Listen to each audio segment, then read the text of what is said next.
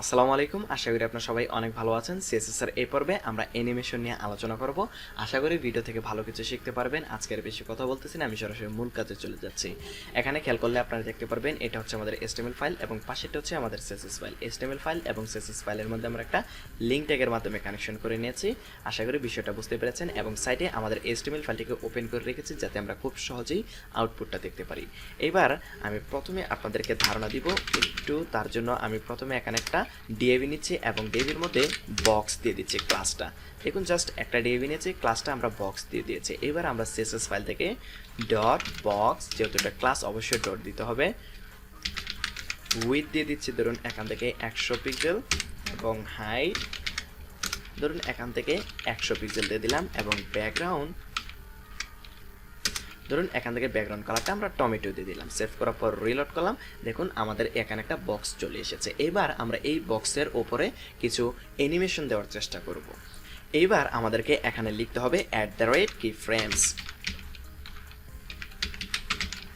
তারপর আমাদেরকে এখানে অবশ্যই এখানে একটা নাম দিতে হবে, অ্যানিমেশনের যে কোনো একটা নাম দিতে পারি, কোনো সমস্যা নেই। এই নাম অনুসারে আমাদের CSS ফাইল অ্যানিমেশনটাকে চিনবে। ধরুন আমি এখান থেকে দিয়ে দিচ্ছি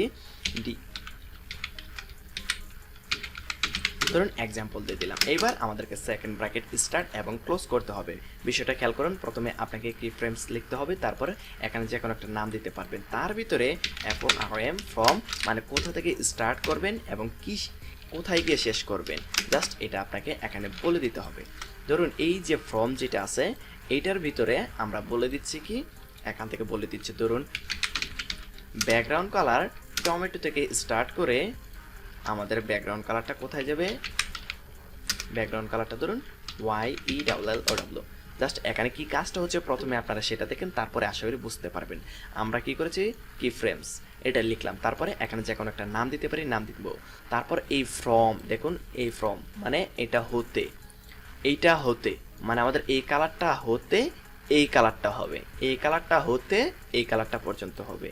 আশা করি বিষয়টা বুঝতে পেরেছেন। এবার আমাদেরকে বলে দিতে হবে আমরা যে এই যে অ্যানিমেশনটা তৈরি করলাম বা এখানে একটা কি ফ্রেম তৈরি করলাম, এটা আমরা কোন জায়গায় ব্যবহার করতে চাচ্ছি। আমরা কিন্তু এটা এই বক্সের জন্য ব্যবহার করতে চাচ্ছি। এই বক্সটাকে আমরা এখানে সিলেক্ট করেছি, তার জন্য আমরা এখানে ব্যবহার করব। এখানে যদি আমাদের এরকম আরও কয়েকটা বক্স থাকতো আমরা কিন্তু যে কোনো একটাতে চাইলে ব্যবহার করতে পারতাম। যেই বক্সে আমরা ব্যবহার করতে চাই সেখানে গিয়ে জাস্ট বলে দিব ANI অ্যানিমেশন নেম আমরা বলে দেবো। এই যে এখানে অ্যানিমেশন নেম, অ্যানিমেশন নামটা কি, আমরা এখান থেকে জাস্ট এটাকে কপি করে জাস্ট এখানে বসিয়ে দিলাম।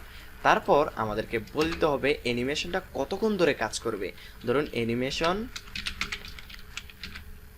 অ্যানিমেশন ডিউরেশন, এখানে খেয়াল করুন। এবার এখানে কি করেছে আমরা, জাস্ট অ্যানিমেশন ডিউরেশন মানে অ্যানিমেশনটা কত সেকেন্ডের মধ্যে কাজটা কমপ্লিট করবে। ধরুন আমরা এখান থেকে দিয়ে দিচ্ছি 2S।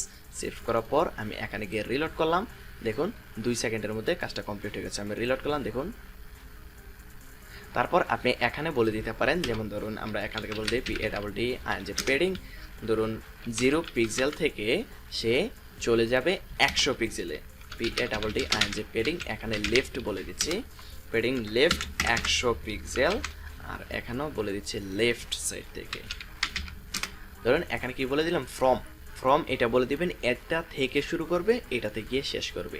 এখানে আপনি যা বলে দিবেন এখান থেকে শুরু করবে, এখানে গিয়ে শেষ করে দেবে। এখানে আপনার ইচ্ছে মতো CSS ব্যবহার করতে পারবেন। এবার রিলোড করলাম, দেখুন। আশা করি বিষয়টা বুঝতে পেরেছেন। দেখুন কি হচ্ছে, সে 100 পিক্সেল পেডিং দিয়ে দিচ্ছে।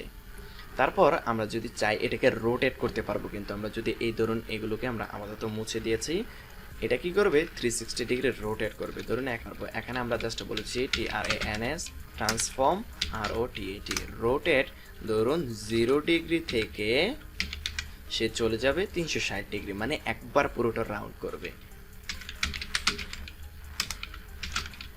ট্রান্সফর্ম রোটেট এখান থেকে জাস্ট বলে দিব 360 ডিগ্রি। জাস্ট আমরা এখানে কি করেছি দেখুন, আমরা এখান থেকে প্রথমে ব্যাকগ্রাউন্ড কালারটা বলে দিয়েছি টমেটো থেকে সে ইয়েলোতে আসবে, এবং ট্রান্সফর্ম রোটেট মানে সে এটা যেহেতু 0 পিক্সেল আছে এখান থেকে সে 360 ডিগ্রি পর্যন্ত একবার ঘুরবে। রিলোড করলাম, দেখুন সে এই কাজটা করতে কিন্তু আবার 2 সেকেন্ড সময় নিয়েছে। আমরা যদি এখানে বলে দিই 1 সেকেন্ড, তাহলে দেখুন সেভ করার পর রিলোড করলাম, 1 সেকেন্ডের মধ্যে কাজটা কমপ্লিট করেছে। আপনি যদি এখানে জাস্ট 3 সেকেন্ড বলে দেন তাহলে দেখুন 3 সেকেন্ডের মধ্যে কাজটা কমপ্লিট করবে। তারপর আমরা চাইলে কিন্তু এখানে অ্যানিমেশন ডিলে ব্যবহার করতে পারবো। যেমন দেখুন জাস্ট এখানে আপনারা খেয়াল করুন যে কি করেছে অ্যানিমেশন ডিলে। অ্যানিমেশন ডিলে মানে হচ্ছে সেই কাজটা কত সেকেন্ড পর থেকে স্টার্ট করবে। ধরুন আমরা বলে দিচ্ছি 2 বা এখান থেকে বলে দিচ্ছি ধরুন 3s এখান 3s বলে দিলাম। তার মানে এখান দেখুন কী করেছি, প্রথমে আমরা অ্যানিমেশনের নামটা দিয়েছি, তারপর আমরা অ্যানিমেশন ডিউরেশন মানে এখানে আমরা যেই কাজগুলো এখানে দিয়ে দিয়েছি এই কাজগুলো করতে সে 3 সেকেন্ড সময় নেবে। আর অ্যানিমেশন ডিলে মানে হচ্ছে আমরা যখন এখানে রিলোড করব 3 সেকেন্ড পর কাজটা স্টার্ট করবে। দেখুন আমরা রিলোড করলাম 1 2 3, দেখুন কাজটা স্টার্ট করে দিয়েছে। আশা করি বিষয়টা বুঝতে পেরেছেন। দেখুন আমি রিলোড করলাম 1 2 3, কাজটা স্টার্ট করে দিয়েছে। আশা করি বিষয়টা বুঝতে পেরেছেন অ্যানিমেশন ডিলে কিভাবে কাজ করে। দেখুন এটা কিন্তু আমরা যখন রিলোড করতেছি একবারই কিন্তু কাজ করতেছে। দেখুন একবার কাজ করতেছে তারপর কিন্তু এটা স্টপ হয়ে গেছে। আমি এখান থেকে ডিলেটা অফ করে দিচ্ছি। আশা করি ডিলেটা কীভাবে কাজ করে বুঝতে পেরেছেন। আমরা যদি চাই দেখুন আমরা যখন রিলোড করতেছি জাস্ট একবার কাজ করতেছে তারপর কিন্তু এটা স্টপ হয়ে গেছে। আমরা চাইলে কিন্তু এখানে একাধিকবার এটাকে নাড়াচাড়া মানে রোটেট করতে পারবো। দেখুন আমরা যদি এখানে বলে দেই অ্যানিমেশন ইটারেকশন কাউন্ট, জাস্ট এখান থেকে ধরুন 5 বার আমরা 5 বলে দিলাম, অ্যানিমেশন ইটারেশন কাউন্ট 5। তার মানে দেখুন কি হয়, সেভ করার পর রিলোড করলাম 5 বার কিন্তু সে ঘুরবে। দেখুন আবার 5 বার ঘুরবে, 5 বার ঘোরার পর সেটা কি করবে, স্টপ হয়ে যাবে। আশা করি বিষয়টা বুঝতে পেরেছেন। দেখুন কি হয়, 5 বার ঘোরার পর কিন্তু এটা অটোমেটিক্যালি স্টপ হয়ে যাবে। দেখুন এবার কিন্তু এটা স্টপ হয়ে গেছে। আপনি যদি চান যে এটা খালি ঘুরতেই থাকবে মানে সারা জীবন ঘুরতেই থাকবে, তাহলে আপনি এখানে একটা কাজ করতে পারেন, এখানে জাস্ট ইনফিনিটি বলে দিতে পারেন। ইনফিনিটি বলে দিলে দেখুন কি হয়, এইটা এবার সারাদিন ঘুরতেই থাকবে। আপনি যদি এই কাজটার জন্য ধরুন 0.5s দিয়ে দিলেন তাহলে দেখুন এটা খালি ঘুরতেই আছে। ধরুন আমরা আরেকটু সময়টা কমিয়ে দিই 1 সেকেন্ডের মধ্যে, 0.1 সেকেন্ডের মধ্যে, দেখুন এটা খালি ঘুরতেই আছে। তো আশা করি বিষয়টা বুঝতে পেরেছেন। এইবার আমি আপনাদেরকে আরও ভালো একটা ধারণা দেওয়ার চেষ্টা করব। প্রথমে এগুলো আমি এখান থেকে ডিলিট করে দিচ্ছি। দেখুন আমি এখানে কি করি, প্রথমে দেখুন এই একটা বক্স, এটাকেও ধরুন প্রথমে ডিলিট করে দিচ্ছি। দেখুন খেয়াল করুন এখানে আমাদের HTML ফাইলের মধ্যে কিন্তু কোনো কিছু লেখা নাই, এখানেও কিন্তু কিছু নাই। আমরা প্রথমে যে কাজটা করব, এখানে প্রথমে div cls ক্লাস, ধরুন এখান থেকে মেইন নামে একটা ডিভ নিলাম, এটা মেইন ডিভ। তার ভিতরে div cls ক্লাস ধরুন box বক্সটাকে নিলাম এবং এখান থেকে নিচে br। এখানে খেয়াল করুন আমরা কি করেছি, জাস্ট একটা ডিভ নিয়েছি এবং এখানে বলে দিয়েছি ব্রেকিং নিউজ। এইবার এর নিচে আমরা আরেকটা ট্যাগ নিচ্ছি mar মার্কি ট্যাগটা নিলাম। দেখুন এখানে কি করেছি, জাস্ট একটা মার্কি ট্যাগ নিলাম। এই ভিতরে আপনি এগুলো চাইলে দিতেও পারেন, আমি আপাতত এগুলো রিমুভ করে দিচ্ছি। দেখুন এখানে খেয়াল করুন কি করেছি, জাস্ট প্রথমে আমরা একটা মেইন নামে একটা ডিভ নিয়েছি, তার ভিতরে আমরা একটা দেখুন এই একটা বক্স নিয়েছি, বক্সের মধ্যে ব্রেকিং নিউজ দিয়েছি। এবার দেখুন তার ভিতরে আমরা কি করেছি, এখানে একটা মার্কি ট্যাগ নিয়েছি। এবার এখানে ধরুন আমরা যে কোনো কিছু দিতে পারি। আমি প্রথমে এখানে যাচ্ছি, যাওয়ার পর বাংলা নিউজ লিখে সার্চ করলাম গুগলে, এখান থেকে দেখি কোনো বাংলা নিউজ পাই কিনা। এখান থেকে যে কোনো একটা নিউজ নিতে পারি। ধরুন আমি এখান থেকে একটা নিউজে ক্লিক করি, এখান থেকে এটা কপি করার চেষ্টা করি। ধরুন এই যে এখান থেকে এই পর্যন্ত আমি এটাকে কপি করলাম। জাস্ট এখান থেকে কপি করে আমি যে কাজটা করব, আমাদের এই যে এখানে এই মার্কি ট্যাগ, এই যে এখান থেকে এটা স্টার্ট হয়েছে এবং এখানে ক্লোজ হয়ে গেছে, এর মাঝখানে আমি এটাকে পেস্ট করে দিলাম। সেভ করার পর আমি যদি এখানে রিলোড করি তাহলে এখানে একটা আউটপুট দেখতে পারবেন। দেখুন এটা কিন্তু এই দিক থেকে আসতেছে। আশা করি বিষয়টা বুঝতে পেরেছেন। এবার আমি যে কাজটা করব, এই যে ব্রেকিং নিউজ এটাকে একটু স্টাইল করব, এটাকে আরেকটু স্টাইল করব, অ্যানিমেশন দেওয়ার চেষ্টা করব। দেখুন এই যে আমরা কি করতেছি, এই মেইন ডিভের ভিতরে আছে বক্স, এই বক্সটাকে আমি টার্গেট করতেছি। এই ফাইল থেকে ডট বক্স, যেহেতু ক্লাস অবশ্যই ডট দিতে হবে। তারপর ধরুন এটার একটা উইথ দিয়ে দিচ্ছে, ধরুন এটা 100 পিক্সেলের হবে এবং PADD আমি যে পেডিং ধরুন সব দিকে সে 20 পিক্সেল নেবে। সেভ করি, রিলোড করে দেখি কি হয়। এবং অবশ্যই একটা ব্যাকগ্রাউন্ড কালার দিয়ে দিলে হয়তো বা ভালো হবে।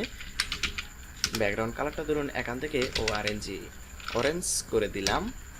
সেভ করার পর রিলোড করলাম, অরেঞ্জ, অথবা আমি এখান থেকে টমেটো করে দিই।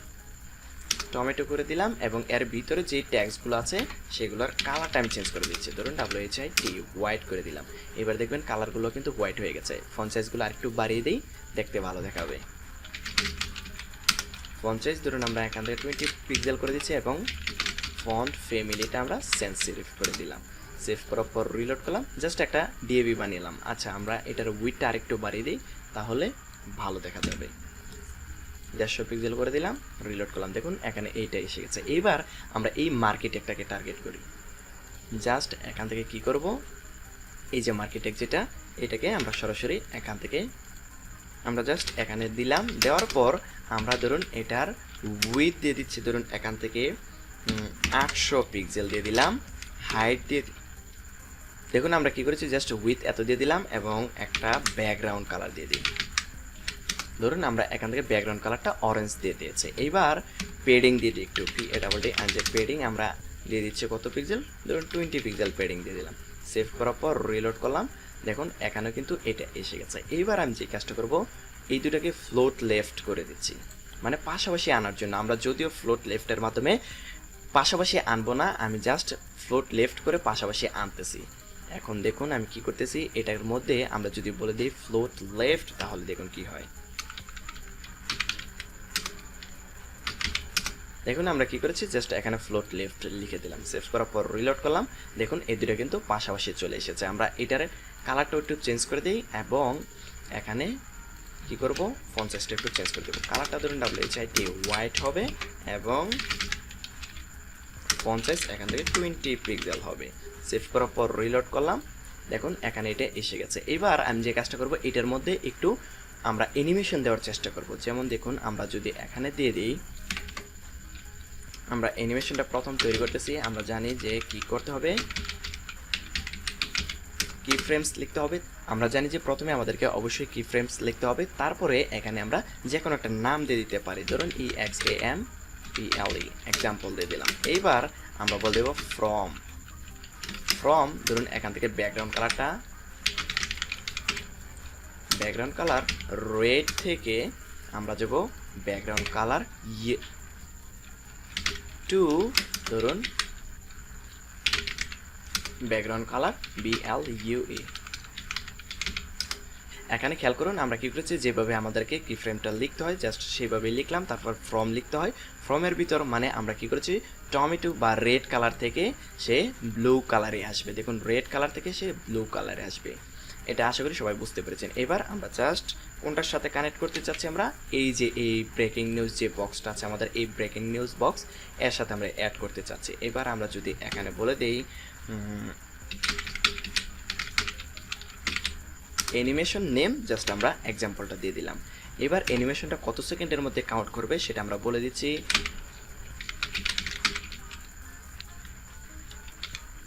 অ্যানিমেশন ডিউরেশন ধরুন আমরা দিয়ে দিচ্ছি 0.5 সেকেন্ড এবং এটা কতক্ষণ ধরে চলবে। অ্যানিমেশন ইটারেকশন কাউন্ট আমরা ইনফিনিটি করে দিচ্ছি।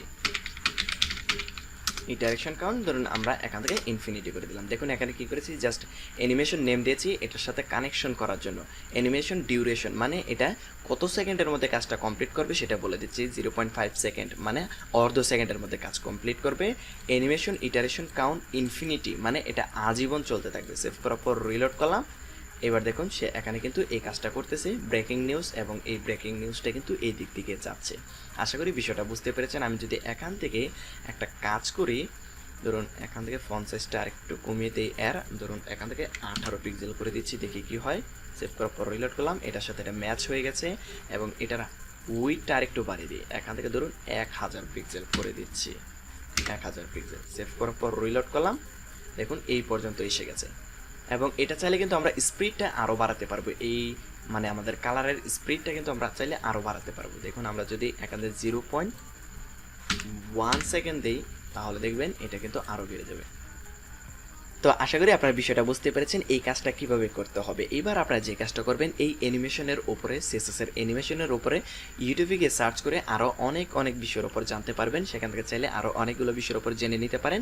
এই ভিডিওটা এই পর্যন্তই থাকবে এবং পরের ভিডিওতে আমরা নতুন কোনো টপিক নিয়ে আলোচনা করব। আর আপনাদের প্রতি রিকোয়েস্ট থাকবে, আমার চ্যানেলটা যেহেতু খুবই নতুন এবং খুবই ছোট একটা চ্যানেল, আপনাদের সবার প্রতি রিকোয়েস্ট ভিডিওগুলো আপনারা অবশ্যই শেয়ার করবেন, তাহলে আমার একটু উপকার হবে এবং আমিও চেষ্টা করব আপনাদেরকে ভিডিও বানিয়ে উপকার করার জন্য। দেখা হচ্ছে পরবর্তী ভিডিওতে। ধন্যবাদ সবাইকে।